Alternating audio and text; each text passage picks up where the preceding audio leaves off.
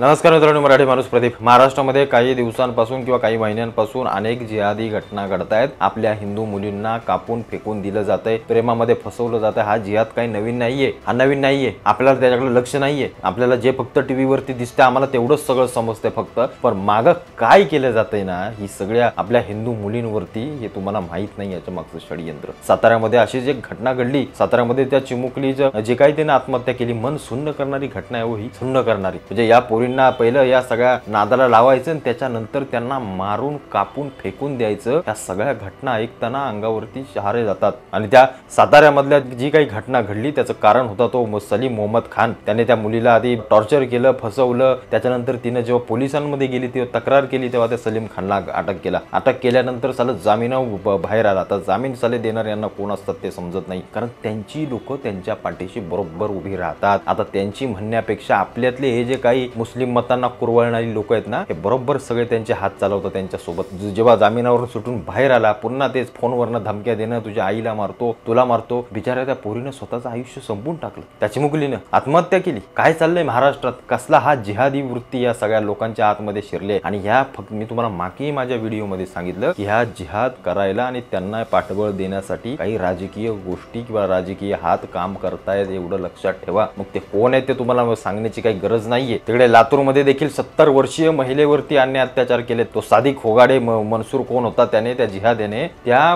बाईला मारल्यानंतर तिच्या मृतदेहावरती देखील त्यानं अत्याचार केला। इतकी विकृती आणि इतकी घाणेरडी गोष्ट या जिहाद्यांच्या डोक्यात टाकतायत। कोण टाकतायत, कशासाठी टाकतायत, काही माहित नाहीये। हे परवा मागे आपल्या छत्रपती संभाजीनगर मध्ये जी घटना घडली, त्या पूजा पवारला त्या कासिम पठाणनं त्याला त्या पोरीला मारलं, तिच्या अत्याचार करून तिला मारून टाकलं। आपण हिंदू समाज म्हणून किती गाफील राहायचं, अजून कित्येक मुलींना अजून आपल्या असा जीव गमवावा लागणार, कित्येक म्हणजे यांना मारण्यापर्यंत या सगळं जे षडयंत्र हिंदूंच्या आपल्या समाजाबाबत आणि आपल्या मुलींसाठी जे रचतायत ना, आपल्याला यातलं काही माहित नाही, आपल्याला काही घेणे देणे नाहीये। पण एक सांगतो, उद्या तुमच्या मुलीचा देखील नंबर लागेल, एवढं लक्षात ठेवा। हे कसं प्रेमामध्ये ते फसवतात, पैसा सगळ्या गोष्टीचा आमिष दाखवून ब्रेन वॉश करून आपल्या मुलींना खेचलं जातं, त्यांच्यावरती नंतर बलात्कार अन्याय अत्याचार करून कापून फेकलं जातं। उरण मधलं यशस्वी शिंदेचं प्रकरण हे त्याचं एक उत्तम उदाहरण आहे। म्हणजे हे साले जर असल्या गोष्टी त्यांच्या डोक्यात ठेवून जर काही मनसुबे करत असतील आपल्या हिंदूंविषयी, तर हिंदू समाजानं जागं राहणं फार महत्वाचं आहे। आणि या जिहाद्यांना पाठीशी घालणारे हे सगळे काँग्रेस, सगळे बाकीचे हे सगळे लोक,